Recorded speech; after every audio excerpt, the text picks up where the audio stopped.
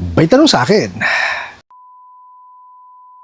In accordance with FDCPA regulations, we are allowed to handle your demand letter and other credentials, ID, selfie, and loan agreement as part of your application to your lending company. As a result, we will give you the opportunity to make a payment now.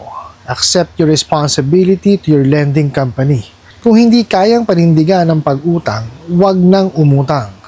Some of the cases that we will be filed in the future are breach of contract and small claims. We will call your barangay for the amicable resolution. Thank you and God bless. Alright, napakagandang mensahe po nito.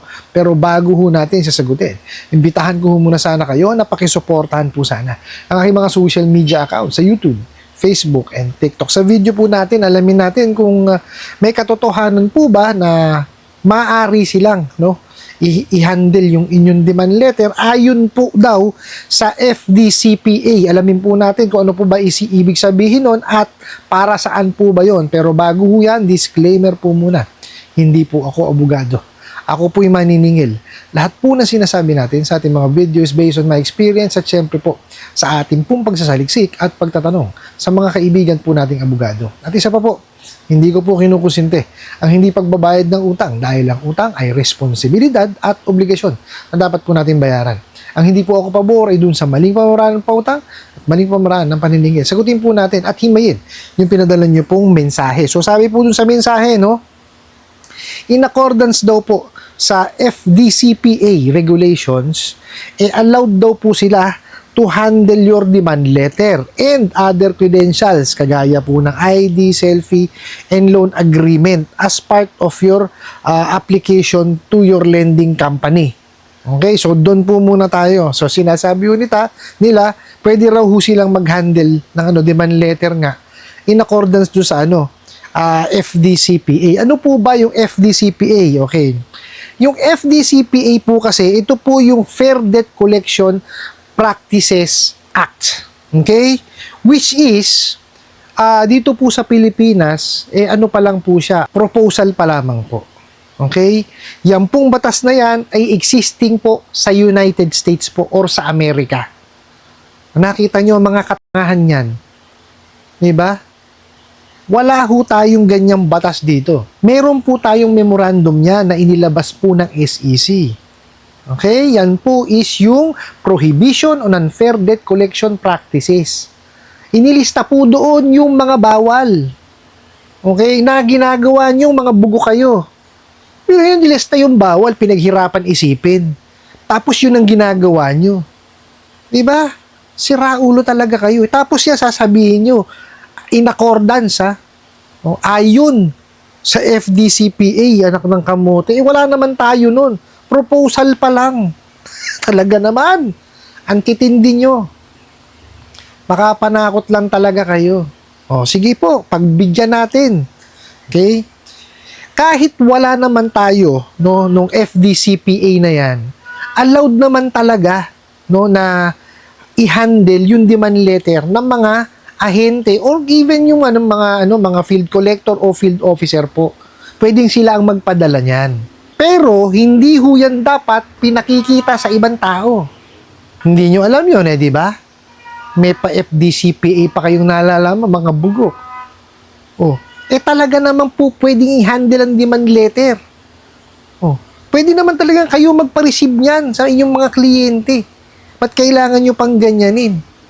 Di ba? Lintik kayo manakot hindi nyo naman kayang gawin. Sus Mario Joseph Santissima Trinidad. Di ba?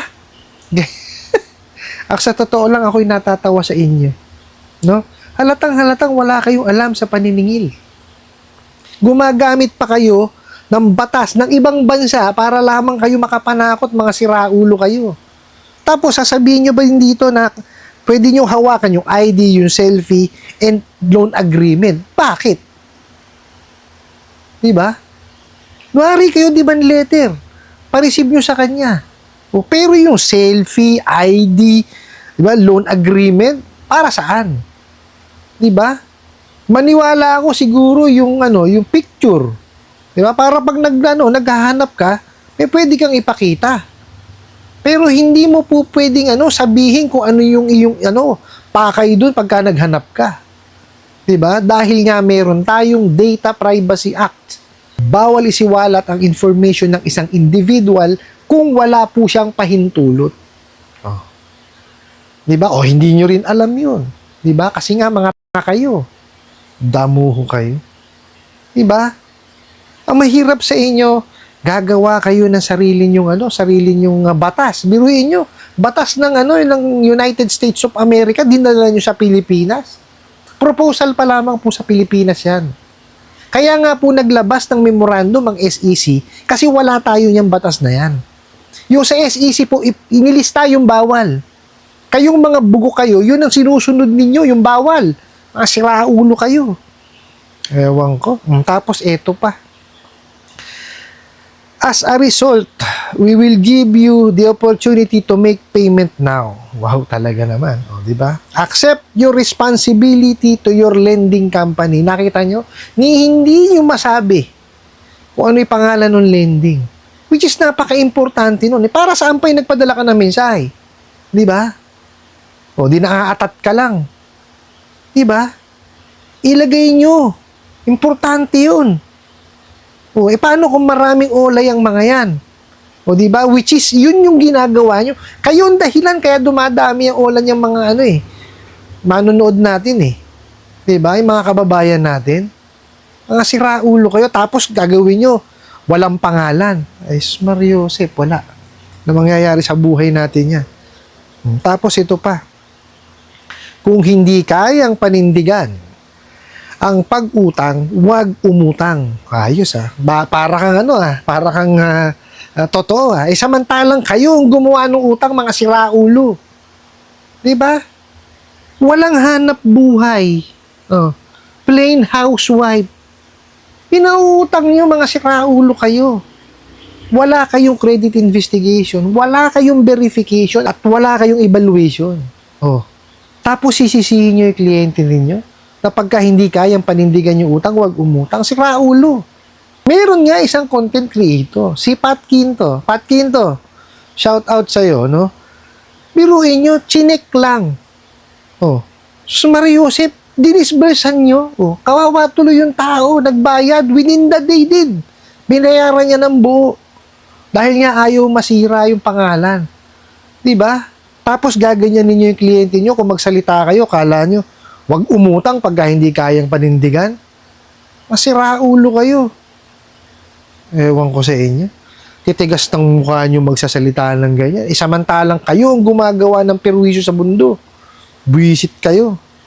Tapos, eto pa. Mali pa grammar. Tingnan nyo Some of the cases that we will be filed in the future are breach of contract and small claims. Ano ba talaga gusto nyo breach of contract o small claims? Ang pwede natin isampa, small claims. Mga siraulo. Tapos ito pa. We will call your barangay for the amicable resolution. Wow! Ba't nagkita na kayo sa barangay? May resolution na? Mga siraulo kayo. Hindi nga kayo tatanggapin o tatangkilikin sa barangay. Dahil nga mga illegal kayo. Mga hudas. Hindi naman kayo juridical person, hindi kayo juridical entity. Bakit kayo tatanggapin doon? Mga siraulo kayo, wala talaga kayong magawa. Puro kayo pananakot. Doon po sa nagpadala ng mensahe at sa atin po mga nanonood, huwag niyo paniniwalaan to. Talagang puro pananakot lamang biruin niyo, sinasabi meron daw kumbaga, allowed daw po in accordance sa FDCPA na i-handle yung demand letter. Batas po ng USA yun ng Amerika Wala pa tayo nun. May proposal po dito sa Pilipinas pero wala pa po tayo. Okay, meron ho tayo Prohibition on Unfair Debt Collection Practices na memorandum na ginawa po ng SEC. Lahat po ng pinagbabawal doon, ginagawa nitong mga bugo katabusadong online lending apps na to. Di po ba? Yan po mga ganyang klase ng mensahe. Ang layunin po niyan is pumasok po sila sa isipan natin para tayo gumawa ng mali or gumawa ng hindi tama.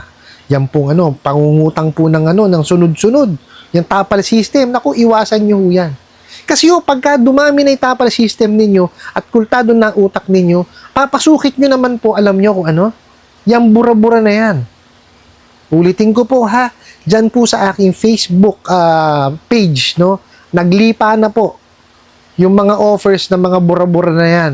Wag ko kayo maniniwala dyan. Okay? Binubura ko po at binablock ko sila. Actually po, yung ating TikTok account, no? Ganun din, naglipa na. Dini-activate ko po, no, yung comment doon dahil sobrang dami po. No? Ayoko ko kayong mabiktima. Dito po sa page natin, talaga pong dinidelete natin kaagad para po wala na mabiktima. Pero wag niyo hong paniniwalaan dahil ang makakabura lamang po, no, ng inyong record is kayo pag nabayaran niyo po yan.